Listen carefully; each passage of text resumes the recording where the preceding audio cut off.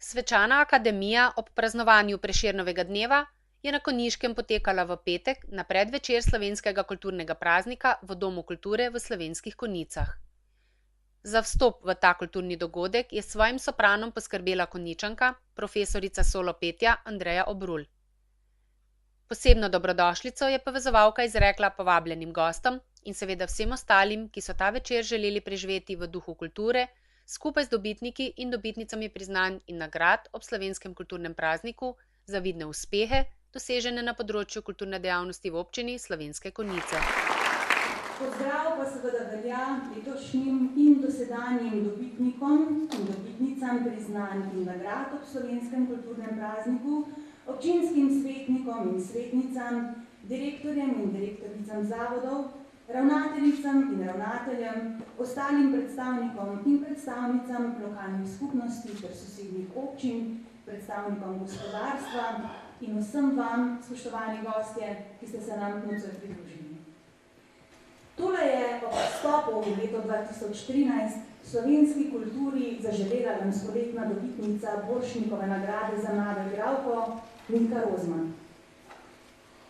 Slovenski kulturi v letu 2014 želim, da se odpira, pogovarja, sprašuje, da se povezuje, da opazuje, se ozavešča, da se oglaša, da je glasna, neustrašna, nora, da se ne uklanja, da je dejavna, da trenira, da prežvekuje, pretaka, da se ne slepi, da ne zaspi, da projicira, provocira, da jezi, da žgečka, da brca, da komunicira in ne politizira, da ne tekmuje, ampak ustvarja, da ne taktizira, ampak razgalja, da je upoštevana, vidna in da se jo čuti.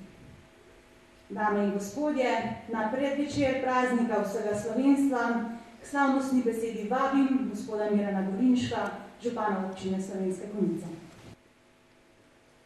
In to dejstvo pomeni, da se zelo dobro zavedamo, da nas brez naše kulture verjetno sploh ne bi bilo več kot naroda. Slovenski jezik bi se namreč lahko kaj kmalu izgubil v množici številčnejših narodov z različnimi jeziki, ki nas obkrožajo v tem delu Evrope. In mogoče se nam danes zdi samo po sebi umevno, da pišemo, da ustvarjamo, govorimo, beremo v svojem, v slovenskem jeziku.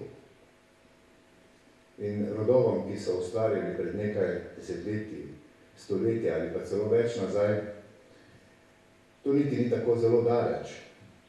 To namreč ni bilo omogočeno. In tega se še danes posebej zavedajo naši rojaki v Italiji, na avstrijskem Koroškem in v Porabju na Madžarskem.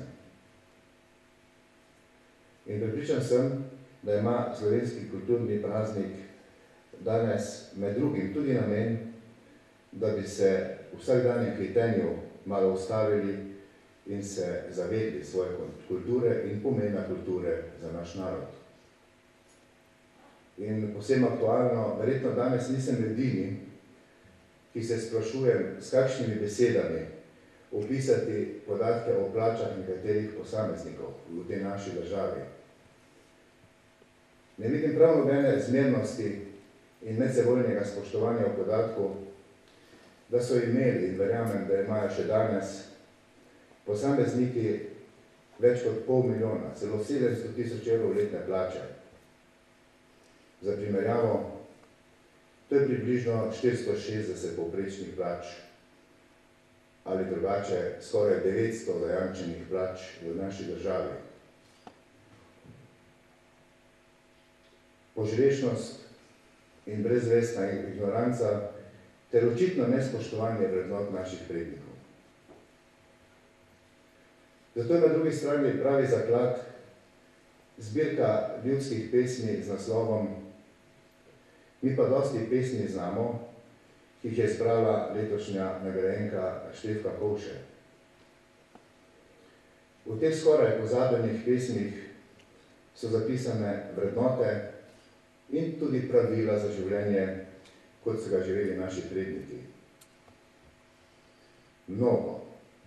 Mnogo se lahko od njih naučimo, tudi o tem, da je pridelava domače hrane in uporaba delovnih rok ter lastnega znanja temelj za zadovoljno življenje. Ob tem bi se rad zahvalil vsem, s katerimi že vrsto let uspešno sodelujemo in k sodelovanju povabil tudi vse ostale.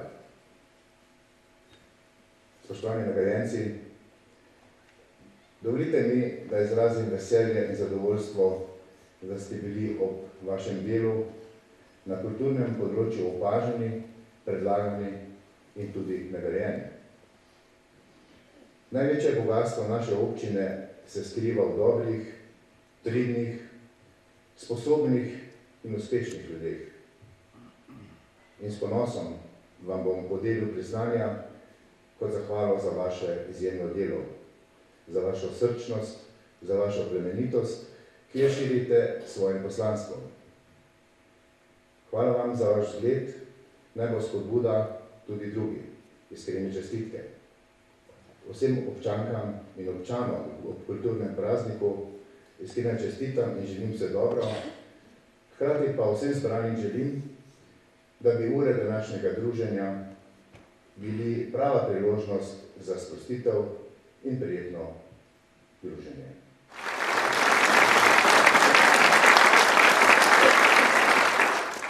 Hvala lepa, hvala županu za ta nagovor.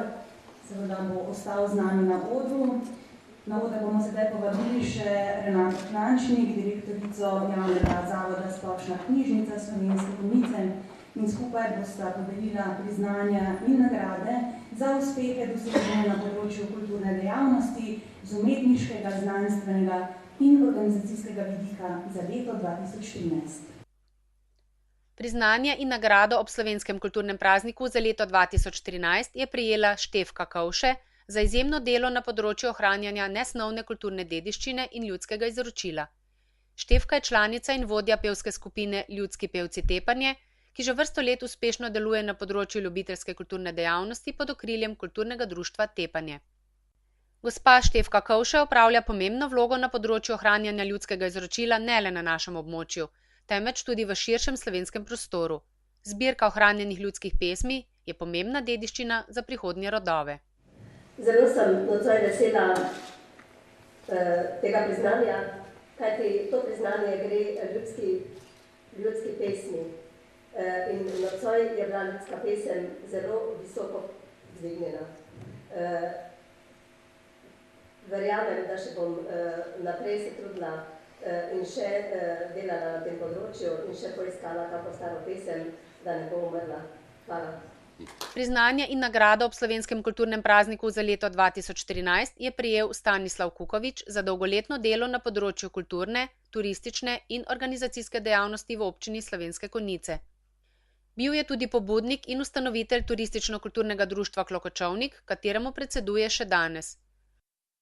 S svojim delom je pomembno zaznamoval kulturno-turistični utrip domačih Loč in okolice, pri čemer si je ves čas prizadeval povezovati ljudi, ohranjati kulturne vrednote in lokalno dediščino ter snoval avtorske prireditve, s čimer je pripomogel k povečanju prepoznavnosti naših krajev ter predstavil lokalne običaje domačinom in tujim obiskovalcem. Spoštovane gospe in gospodje, iskrene čestitke ob kulturnem prazniku. Iskreno sem hvaležen za to priznanje, ki mi zares veliko pomeni. To je motivacija tudi za naprej in mi daje dodatek ustvarjalni motiv. Obljubljam, da začeto delo bom nadaljeval skupaj z svojimi prijatelji, z svojimi člani društva. Iskrena hvala za vso pomoč, ki ste mi jo vsi, ki ste mi kakorkoli pomagali na tej poti pri ustvarjanju raznih prireditev, še posebej pa tudi članom naših društev, mojim sodelavcem v društvih. Ne smem pa pozabiti tudi na člane moje družine, ki so imeli vseh teh letih tudi razumevanje za to, saj sem jih večkrat dal tudi na drugi tir. Hvala.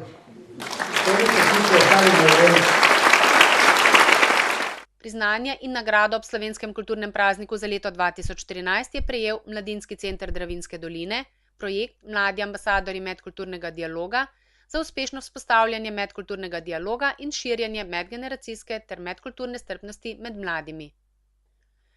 Mladinski center Dravinjske doline se je s projektom Mladi ambasadorji medkulturnega dialoga v letu 2009 prijavil na javni razpis Ministrstva za izobraževanje, znanost, kulturo in šport Republike Slovenije za izbor projektov s področja socialnih, državljanskih in kulturnih kompetenc, ki je bil podprt s strani Evropskega socialnega sklada. Temeljni cilj projektnih aktivnosti je ustvarjati priložnosti za spoznavanje in sožitje različnih kultur v multikulturnem svetu, z namenom razvijati občutek skupnosti in pripadnosti ter gojiti vzajemno spoštovanje in razumevanje drug drugega. Projekt predstavlja pomembno strukturirano mrežo dejavnosti, ki imajo pozitiven vpliv na mlade v smislu zavedanja o moči tolerantnosti do različnih v družbi in ki so vseživljenjska naložba za prihodnost. Hvala za besedo. Prepričana sem, da si težko predstavljate, kako veliko Mladinskemu centru Dravinjske doline pomeni podeljena Prešernova nagrada za aktivnosti projekta Mladi ambasadorji medkulturnega dialoga. V projektu MAMD, kot je njegovo delovno poimenovanje, kljubujemo trdovratnim stereotipom, predsodkom in populističnim diskriminacijskim politikam že 4. leto. Brez projektnega financiranja žal ne gre, ker je vsebinska zasnova projekta zelo kompleksna in ker je izvajan na lokalni, regionalni, nacionalni in mednarodni ravni. Ne delamo si utvar, da bodo aktivnosti projekta MAMD kdaj financirane sistemsko. Zakaj? Ker so preveč učinkovite. Ker dejansko vključujejo in stikajo različne in večinsko kulturo in s tem vzpostavljajo pogoje za razvoj medkulturnega dialoga, ki je v Evropski uniji osnova za vzpostavitev in kontinuum vse splošne blaginje. Razlika med cilji sistema in cilji izvajalcev projekta MAMD je, da le-ti ne ostanejo samo lepi na papirju. Zato iskrena hvala vsem, ki ste tako kot mi v projektu MAMD prepoznali potencial in nam odprli svoja vrata oziroma ponudili roko. Tako ali drugače se bomo potrudili, da se bomo videvali še naprej. Do takrat pa ne pozabite. Ko je Slovenija vstopila v Evropsko unijo, je hočemo ali nočemo odprla svoje meje. In sedaj je človeška dolžnost vsakega izmed nas, da svoje meje odpira tudi v glavi. Hvala.